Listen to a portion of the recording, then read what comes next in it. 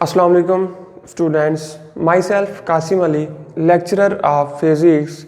तो बेटा हमने अपना chapter number 19 second year physics का स्टार्ट किया हुआ था और उसके टॉपिक्स के मतलब हम स्टडी करते आ रहे थे। आज जो इस टॉपिक्स में मैंने इस वीडियो के लिए टॉपिक चूज़ किया है उसका नाम है annihilation of matter. Annihilation of matter में क्या होता है कि अगर मैं बताऊं आपको सिंपल तो कहते हैं कि annihilation of matter it is the reverse process of it is the reverse process of pair production।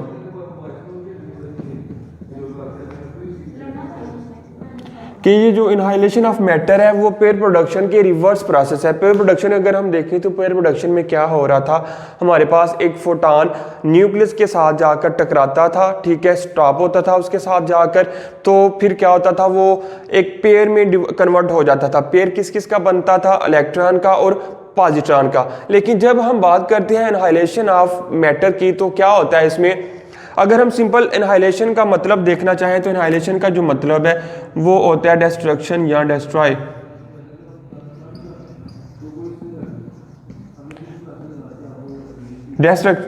Destruction या डिस्ट्रॉय मीनिंग होते हैं इनहाइलेशन के, यानी कि अब आपको मीनिंग से ही समझ आ गई होगी कि क्या प्रोसेस है ये, कि इसमें मैटर की क्या होती है, डिस्ट्रक्शन होती है, तबाही होती है, ठीक है।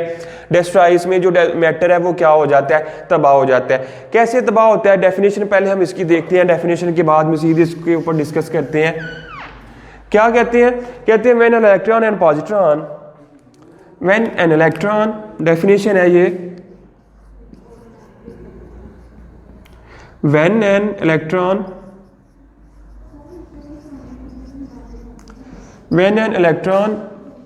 and positron come close to each other,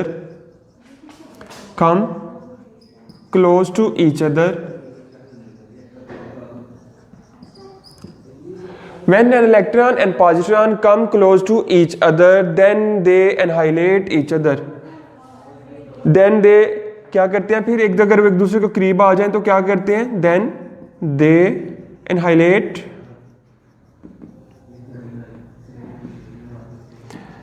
each other, ठीक है। एक दूसरे को क्या कर देते हैं, एनहाइलेट कर देते हैं। एनहाइलेट करने के बाद क्या होता है, and converted it into converted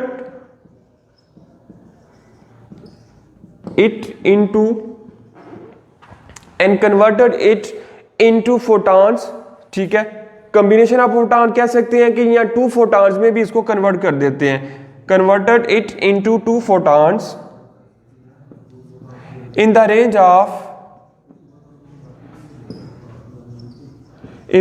of gamma rays.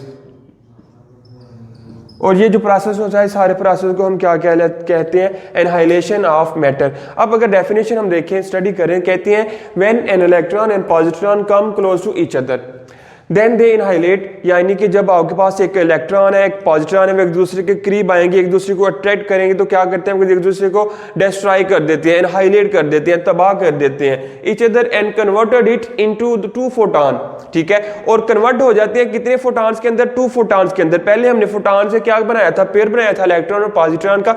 अब रिवर्स हो रहा है, इलेक्ट्रॉन और पॉजिट्रॉन से क्या बन रहा है आपके पास, दोबारा से फोटॉन, लेकिन अब एक नहीं बन रहा, 2 बन रहे हैं, ठीक है, in the range of gamma rays. और जो फोटॉन्स बन रहे हैं उनकी रेंज कौन सी आ रही है, गामा रेज की जो रेंज थी उनकी वो वाली रेंज आ रही है, ठीक है। बेटा आपको उम्मीद है कि समझ आ गई होगी डेफिनेशन की। तो फिर कहते हैं कि ये जो आपके पास एक्सपेरिमेंट था उसको वेरीफाई करती है आइंस्टाइन की मैथ एनर्जी इक्वेशन, ठीक है। दिस अगर मैं इसको थोड़ा सा आपको एक्सप्लेन कर दूं with the help of diagram तो क्या होगा कि आपके पास एक होता है इलेक्ट्रॉन, दूसरा आपके पास होता है पॉजिट्रॉन। ये एक दूसरे को अट्रैक्ट करें, ठीक है, एक दूसरे की तरफ आए तो क्या होगा, डेफिनेशन में हमने पढ़ा एक दूसरे को क्या करते हैं, इनहाइलेट करते हैं, तबाह करते हैं, और तबाह करने के बाद क्या होता है आपके पास 2 फोटॉन्स आ जाते हैं, ठीक है। ये भी गामा रेज और इधर भी एक आपके पास गामा रेज का फोटॉन आ जाता है, गैमा रे फोटॉन, ठीक है। गैमा रे फोटॉन ये दोनों ही आपके पास, ये अब जिस तरह हमने पेयर प्रोडक्शन में पढ़ा था कि ये जो इलेक्ट्रॉन और पॉजिट्रॉन होते हैं उनकी डायरेक्शन अपोजिट होती है। सेम इसी तरह अब हम इसमें भी कहते हैं कि जब इलेक्ट्रॉन और पॉजिट्रॉन एक दूसरे के करीब आते हैं वो एनहाइलेट होते हैं, एनहाइलेट होने के बाद जो फोटॉन्स बनते हैं उनकी डायरेक्शन एक दूसरे के अपोजिट होती है। ये भी बात आपने ज़हन-नशीन कर लेनी है। फिर कहते हैं कि ये जो हमारे पास ये इनहाइलेशन का प्रोसेस था उसको एक्सपेरिमेंटली वेरीफाई किया था आइंस्टाइन की मास एनर्जी इक्वेशन ने, जो कि थी E=mc²। ठीक है, E=mc²। आइंस्टाइन की जो मास एनर्जी इक्वेशन है, इस इक्वेशन ने इस सारे प्रोसेस को क्या किया था, वेरीफाई किया था। और इसको अगर हम एक्सप्रेस करें तो कहते हैं अगर मैथमेटिकली एक आपके पास इलेक्ट्रॉन प्लस एक आपके पास पॉजिट्रॉन, जब ये एक दूसरे के एक साथ कंबाइन हो गए तो क्या हुआ, 2 गैमा फोटॉन्स आपके पास डिस्कवर हो गए। तो ठीक है, तो इस सारे प्रोसेस को हम क्या कहते हैं, एनहाइलेशन ऑफ मैटर। आगे इसकी डिफरेंट कैटेगरीज है, ठीक है, पॉइंट्स की फॉर्म में है, वो देख लेते हैं। कहते हैं कि conservation of momentum, charge and energy, इसको पहले हमने देखना है। ये तो आपके पास डेफिनेशन थी और डायग्राम थी।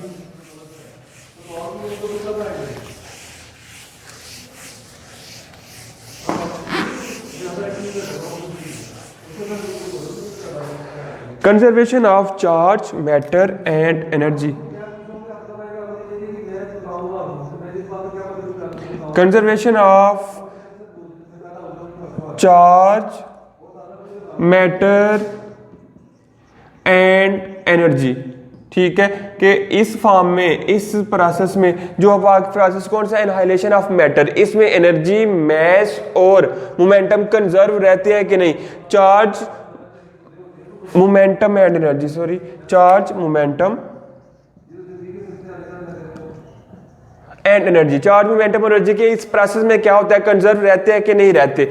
अब अगर देखें, जैसा कि हमने पहले कहा था कि जो पेयर प्रोडक्शन होती है, ठीक है, उनमें जो इलेक्ट्रॉन और पॉजिट्रॉन का जो नेट चार्ज होता है, नेट चार्ज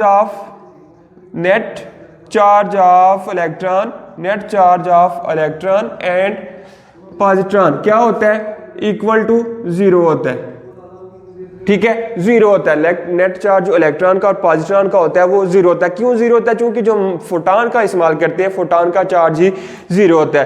कहते हैं द फोटॉन है also move in opposite direction in order to conserve the momentum. और क्या होता है कि जो फोटॉन होता है, ठीक है, ये अपोजिट डायरेक्शन में मूव करता है। जैसे मैंने आपको डायग्राम में बताया था ना अभी, कि आपके पास जो गैमा पार्टिकल्स आ रहे थे, एक की डायरेक्शन ये थी, एक की डायरेक्शन ये थी, दोनों एक दूसरे की अपोजिट डायरेक्शन थी। अपोजिट डायरेक्शन में होने की वजह फिर से यही है कि इसका जो मोमेंटम है वो कंजर्व रह सके। जैसे हमने पेयर प्रोडक्शन में कहा था कि जो इलेक्ट्रॉन और पॉजिट्रॉन होते हैं उनकी डायरेक्शन अपोजिट थी, सेम इधर जो फोटॉन्स हमारे पास आ रहे हैं उनकी डायरेक्शन अपोजिट होने का मतलब यह है कि इसमें जो मोमेंटम है वो कंजर्व रहे। ठीक है, मोमेंटम इसका चेंज ना हो, मोमेंटम वो कंजर्व रहे। ये था हमारे पास एक पॉइंट। फिर कहते हैं net charge of electron positron is 0 and photon also have same 0 charge which is in accordance to law of conservation of charge. तो हम पहले भी पढ़ चुके हैं कि जो आपके पास इलेक्ट्रॉन और पॉजिट्रॉन का चार्ज था, नेट चार्ज था, वो 0 आ रहा था। क्यों 0 आ रहा था? चूंकि जो फोटॉन था, फोटॉन का चार्ज 0 था। और ये किसके मुताबिक है? Law of conservation of charge. ठीक हो गया, net charge of electron and positron is equal to 0 due to 0 charge of photon,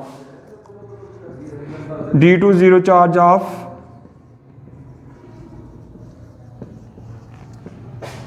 photon. ठीक है, फोटॉन की 0 चार्ज होने की वजह से इनका नेट चार्ज भी क्या होता है? 0 हो जाता है। और किसके according to law of conservation of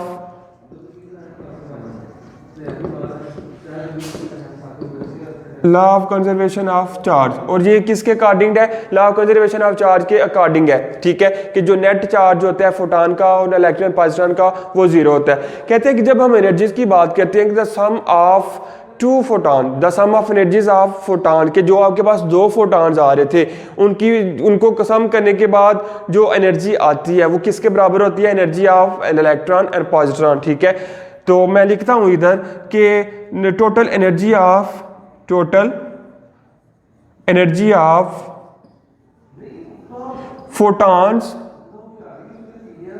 is equal to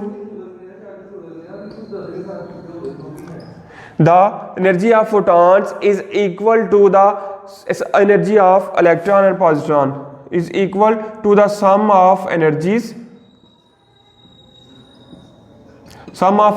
of electron and positron। ठीक हो गया बेटा। ये था हमारे पास जो conservation of charge, momentum and energy के इस केस में हमारे पास क्या होता है, जो नेट चार्ज है वो कंजर्व रहता है। क्यों कंजर्व रहता है? क्योंकि आपके पास जो फोटॉन था उसका चार्ज जीरो था और उसके चार्ज की वजह जीरो होने की वजह से जो इलेक्ट्रॉन और पॉजिट्रॉन आते हैं उनका चार्ज भी जीरो हो जाता है। फिर हमने कहा इसमें मोमेंटम कंजर्व रहता है। मोमेंटम कंजर्व रहने की वजह ये थी कि जो हमारे पास दो फोटॉन्स आते हैं उनकी डायरेक्शन एक दूसरे की अपोजिट होती है। अगर उनकी डायरेक्शन अपोजिट है तो हम बोलेंगे कि इनमें जो मोमेंटम है वो भी क्या करेगा, कंजर्व रहेगा, चेंज नहीं होगा। फिर जब हम बात करते हैं कि ये आपके पास एनर्जी है, एनर्जी ऑफ फोटॉन्स, ठीक है, दो एनर्जी थी, फोटॉन थे आपके पास, उनकी एनर्जी किसके बराबर होती है? Sum of energy of electron and positron. Electron और पॉजिट्रॉन की एनर्जी को सम करने के बाद दोनों एक दूसरे के क्या होते हैं, इक्वल होते हैं। फिर एक नेक्स्ट कह रहे हैं कि जो आपके पास एंटी पार्टिकल की हमने बात की थी, ठीक है, एंटी पार्टिकल यानी कि जब हमने बात की पेयर प्रोडक्शन पढ़ रहे थे, पेयर प्रोडक्शन में हमने पढ़ा हमारे पास एक इलेक्ट्रॉन था, एक एंटी इलेक्ट्रॉन था। यानी एंटी इलेक्ट्रॉन जो बेसिक उसका जो नाम है वो कहलाता है एंटी पार्टिकल। एक हमारे पास होता है पार्टिकल, दूसरा होता है एंटी पार्टिकल। अब देख लेते हैं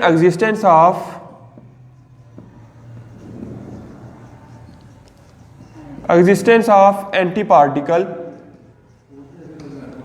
कि क्या एंटी पार्टिकल जो है वो एग्जिस्ट करता है या नहीं करता।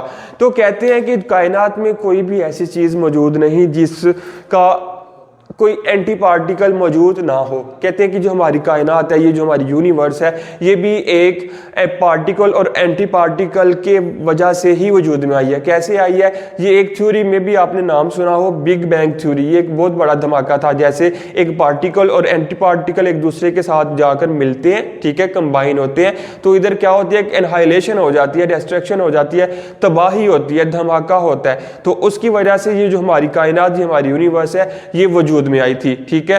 तो साइंटिस्ट ये प्रूव कर चुके हैं कि जो बिग बैंग थ्योरी की वजह से हमारी कायनात वजूद में आई थी। फिर कहते हैं कि कायनात में कोई ऐसा पार्टिकल मौजूद नहीं जिसका कोई एंटी पार्टिकल मौजूद ना हो, ठीक है। कहते हैं कि इसके ऊपर जो वर्किंग की थी, existence of positron was predicted by, कहते हैं कि जो पॉजिट्रॉन था उसको प्रेडिक्ट किसने किया था? पॉजिट्रॉन प्रेडिक्टेड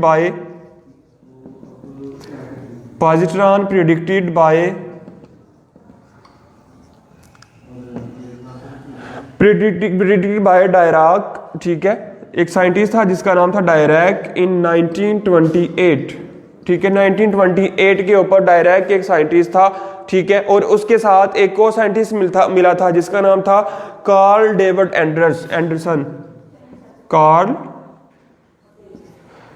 डेविड एंडरसन, ठीक है। दो साइंटिस्ट थे, एक डायराक और दूसरा था कार्ल डेविड एंडरसन। इन दोनों ने इसके ऊपर वर्किंग की और वर्किंग करने के बाद पता करवाया कि जो एंटी पार्टिकल है वो मौजूद होता है, वो कायनात में एग्जिस्ट करता है। और किस ईयर में करवाया? वो था 1928 के अंदर, ठीक है। कहते हैं कि इन दोनों ने क्या किया, इसके ऊपर वर्किंग की, लेकिन वर्किंग उन्होंने किसके ऊपर की थी? कॉस्मिक रेज के ऊपर, ठीक है। कॉस्मिक रेज के ऊपर उन्होंने ये वर्किंग की थी। कॉस्मिक रेज के ऊपर वर्किंग करने के बाद उन्होंने 1928 में ये प्रोसेस स्टार्ट किया और 1932 में डिस्कवर कर लिया कि पॉजिट्रॉन एग्जिस्ट करता है। डिस्कवर द पॉजिट्रॉन, ठीक है। दो scientist Dirac and Carl David Anderson, ठीक है, 1928 में उन्होंने वर्किंग स्टार्ट की किसके ऊपर? कॉस्मिक रेज के ऊपर। फिर 1932 के अंदर उन्होंने ये डिस्कवर कर लिया कि हमारे पास जो एंटी पॉजिट्रॉन है या एंटी पार्टिकल है वो एग्जिस्ट करता है, ठीक है, एग्जिस्ट करता है। फिर इसी थ्योरी या इसी डिस्कवरी की बिना पर उनको 1936 के अंदर क्या मिला? नोबेल प्राइज नवाजा गया, नोबेल प्राइज से। ठीक है, दोनों को कंबाइन नोबेल प्राइज दिया गया था। कब दिया गया? 1936 के अंदर। ठीक हो गया बेटा। ये था हमारे पास एग्जिस्टेंस ऑफ एंटी पार्टिकल के, हर पार्टिकल का एक एंटी पार्टिकल एग्जिस्ट लाजमी तौर पर करता है। ठीक है, फिर कहते हैं कि पार्टिकल और एंटी पार्टिकल क्या होते हैं। पार्टिकल एंटी पार्टिकल जी हम पहले से ही पढ़ते आ रहे हैं, बार बार मैं इस बात को रिपीट कर रहा हूं। Particle and anti particle.